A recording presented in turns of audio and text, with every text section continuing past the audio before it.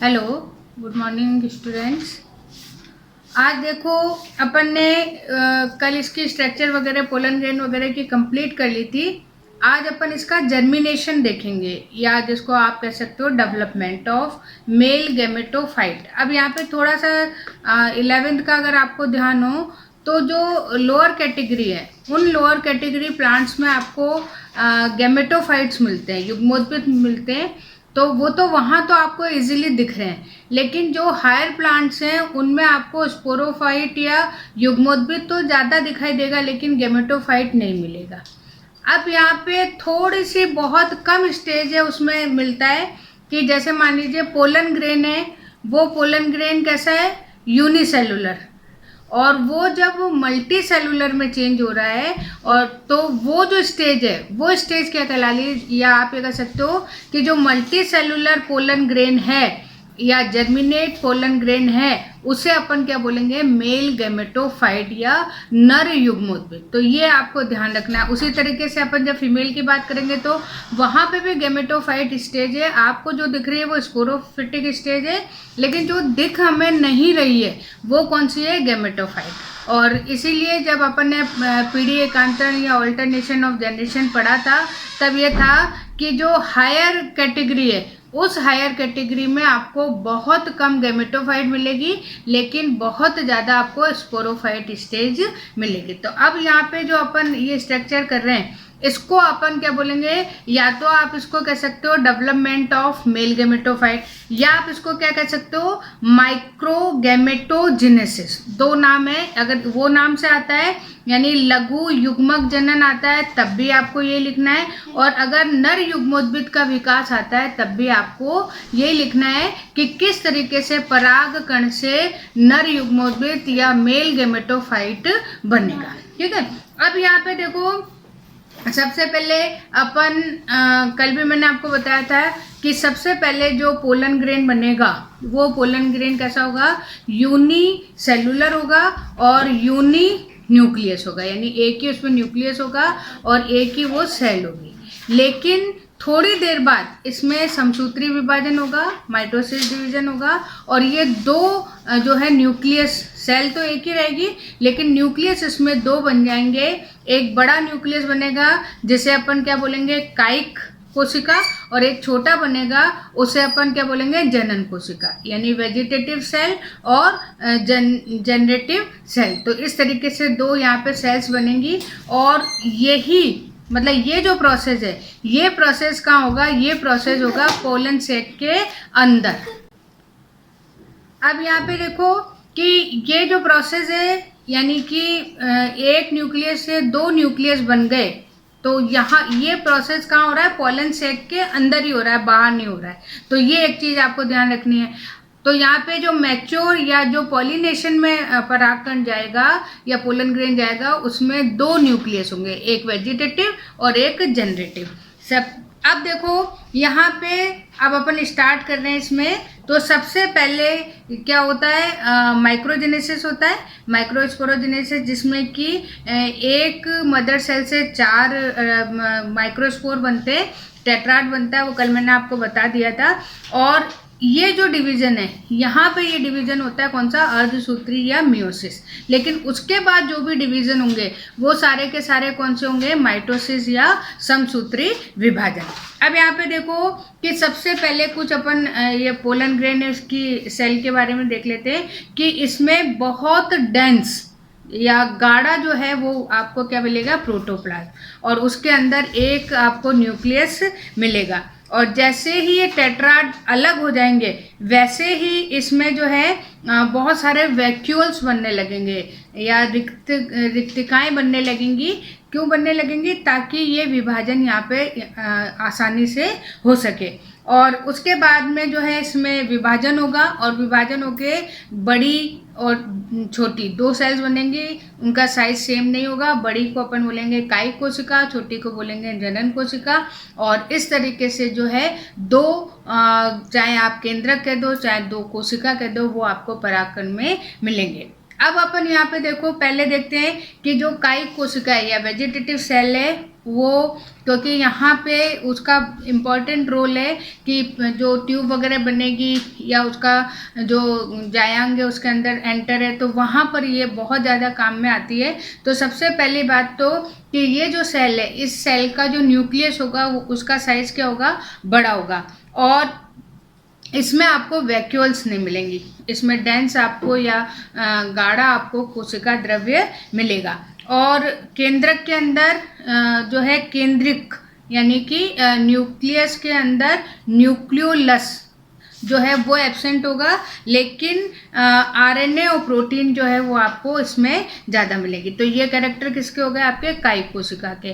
फिर उसके बाद में जनरेटिव या जनन कोशिका है, क्योंकि इसी से मेल गैमेट बनेंगे, नर युग्मक बनेंगे। तो यहाँ पर क्या होगी, सबसे पहले अगर आप सेल को आप देखोगे तो ये लेंस जैसी है, थोड़ी सी नाव जैसी मान लो, या लेंस जैसी होती है। और फिर इसमें जो है कोशिका द्रव्य इसमें कम मिलेगा। क्यों, क्योंकि इससे मेल गैमेट बनने हैं तो इसमें आपको डीएनए आरएनए या आनुवांशिक पदार्थ है, वो आनुवांशिक पदार्थ यहाँ पर ज़्यादा मात्रा में मिलेगा। तो इस तरीके से ये यहाँ पे बन के तैयार हो गया मैच्योर, और टेट्राड से भी ये अलग हो चुका है। इसके बाद में स्फुटन क्रिया होगी, परागकोश का डेhiscence होगा और ये वहाँ से निकलेंगे। अब यहाँ पे एक डेफिनेशन आती है पॉलिनेशन या परागण, ठीक है। तो ये एक प्रोसेस है, ये एक क्रिया है।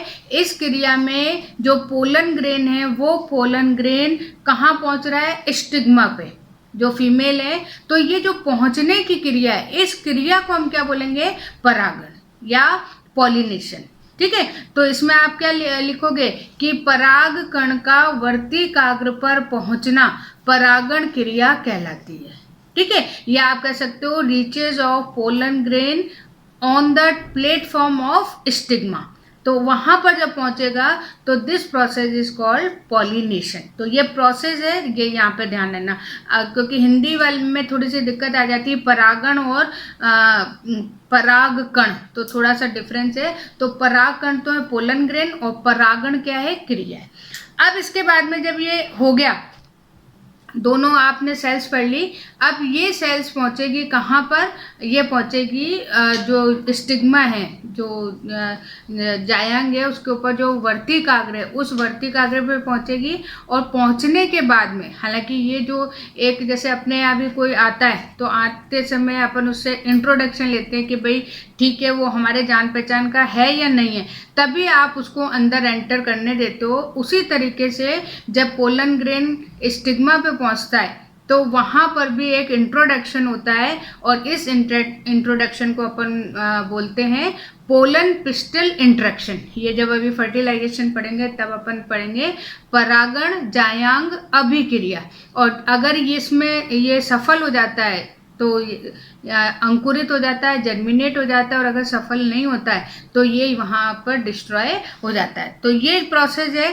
अब जैसे इंट्रैक्शन इनका कंप्लीट हो जाता है, अंतःक्रिया इनकी कंप्लीट हो जाती है, तो जो इंटाइन है, जो अंतःचोल है, वो जर्म छिद्र की सहायता से पराग नली या जर्म ट्यूब का फॉर्मेशन करती है, जैसे आप यहाँ देख रहे हो। और इसके बाद में जैसे ही जर्म ट्यूब बनती है तो पहले इसमें जाता है वेजिटेटिव न्यूक्लियस, जो कायिक वाला है वो जाता है अंदर।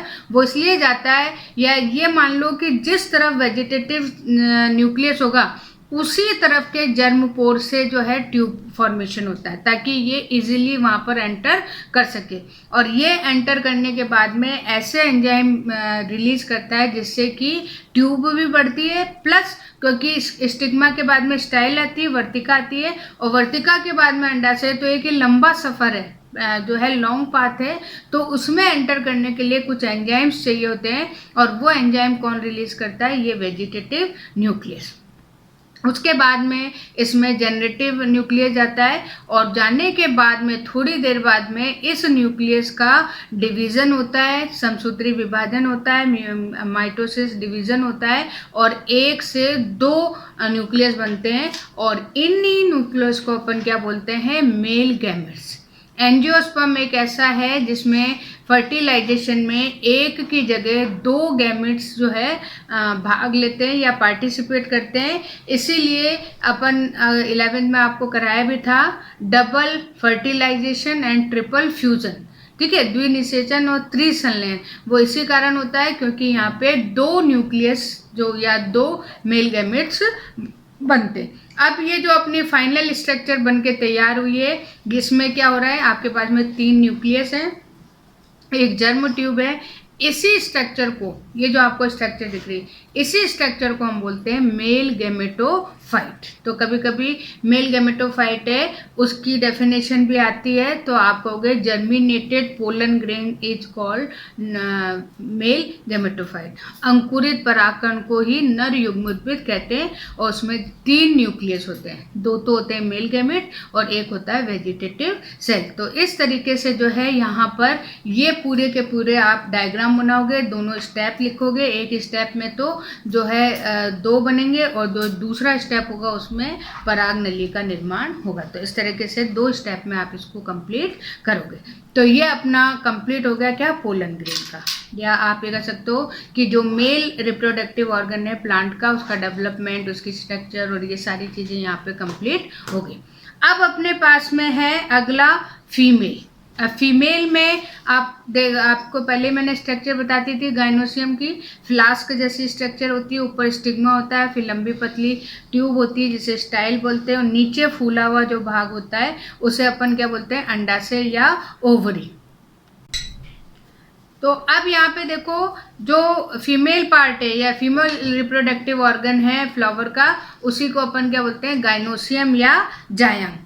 अब देखो इसके अंदर जो अंडप होते हैं या जिसमें कि एग का निर्माण होता है, उसे अपन क्या बोलते हैं, अंडप या कार्पल्स। अब ये पहले भी एक बार किसी बच्चे ने पूछा था कि 2 चीज़ें, एक तो है व्युक्तांडपी, हिंदी में थोड़ी सी यहाँ पे बच्चों को दिक्कत आती है, एक तो है व्युक्तांडपी और एक है संयुक्तांडपी। तो व्युक्तांडपी मतलब अलग होना, ठीक है, और संयुक्तांडपी मतलब जुड़ना। तो उसी तरीके के इंग्लिश में व्युक्तांडपी को हम बोलते हैं एपोकार्पस। जब अंडप या कार्पल जुड़े हुए नहीं होंगे तो हम बोलेंगे एपोकार्पस या व्युक्तांडपी, और जब वो जुड़े हुए होंगे तो उसे हम क्या बोलेंगे, संयुक्तांडपी या सिनकार्पस। तो इस तरीके से जो है यहाँ पे ये 2 डेफिनेशन है। फिर उसके बाद में अगर अब यहाँ पे जैसे आपने 11 में प्लेसेंटेशन या बीजांडन्यास देखा था कि जब हम अंडाशय को काट के देखते हैं तो उसमें किस तरीके से बीजांड लगे हुए हैं, वही स्ट्रक्चर मैं आपको यहाँ पे बता रही हूँ।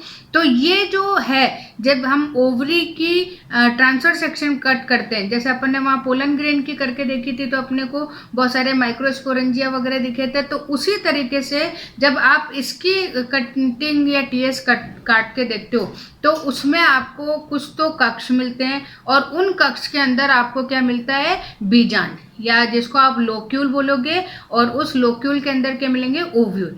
और ये जो स्ट्रक्चर है, ये स्ट्रक्चर बहुत अच्छी तरीके से, जो अपनी भिंडी होती है अगर आप, वो तो हालांकि फ्रूट है और आपको पता है कि ओव्यूल ही जर्मिनेशन, ये फर्टिलाइजेशन के बाद में सीड में चेंज होता है। तो आप ये समझ लो कि ये सीड की जगह ओव्यूल है, और जो ये आपको फ्रूट वगैरह दिख रहे हैं तो वो आपके क्या है, लोक्यूल, और बीच में आप गोल देखोगे तो वो क्या है, प्लेसेंटा।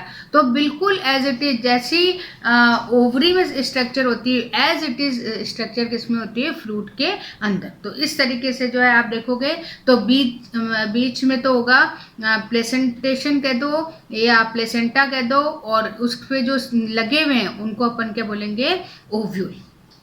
अब यहाँ पे देखो एक स्ट्रक्चर आपकी अब यहाँ मैं दिखा रही हूँ, तो ये स्ट्रक्चर अक्सर आती है, स्ट्रक्चर ऑफ ओव्यूल। अब ये जो स्ट्रक्चर है, इस स्ट्रक्चर को आप देखो कि इसके अंदर आपको जो है सबसे पहले बाहर की तरफ 2 आपको क्या मिलेंगे, अध्यवरण या इंटेग्यूमेंट, और ये नॉर्मली 2 ही होते हैं, लेकिन किसी में 3 भी होते हैं या किसी में नहीं भी होते हैं, तो ये यहाँ पे एक्सेप्शन है। लेकिन नॉर्मली जो है आपको आउटर और इंटरनल, तो 2 आउटर इंटेग्यूमेंट और इनर इंटेग्यूमेंट, तो इस तरीके से 2 आपको कवरिंग मिलेगी। और फिर उसके बाद में जो आपको सेलुलर स्ट्रक्चर दिखाई दे रही है, इस सेलुलर स्ट्रक्चर को अपन क्या बोलते हैं, बीजांड काय या न्यूसिलस, ठीक है। और फिर उसके अंदर आपको एक और स्ट्रक्चर दिखाई दे रही है जिसे हम बोलते हैं एम्ब्रियो सैक। ये ध्यान रख लेना, हिंदी में थोड़ा सा दिक्कत आती है। एम्ब्रियो सैक तो दिक्कत नहीं है, लेकिन इसमें क्या आती है, भ्रूण कोष, कोष है ये। और यही चीज निषेचन के बाद, फर्टिलाइजेशन के बाद में पोष में बदल जाएगी, यानी एम्ब्रियो सैक किस में चेंज हो जाता है, एंडोस्पर्म में। तो हिंदी वाले वर्ड्स में थोड़ी सी कंफ्यूजन होती है। तो ये हो गई। और अंदर अगर आप देखोगे तो भ्रूण कोष या एम्ब्रियो सैक है, और इस एम्ब्रियो सैक में 7 सेल्स होती हैं और 8 न्यूक्लियस होते हैं। 11th में आप कर चुके हो।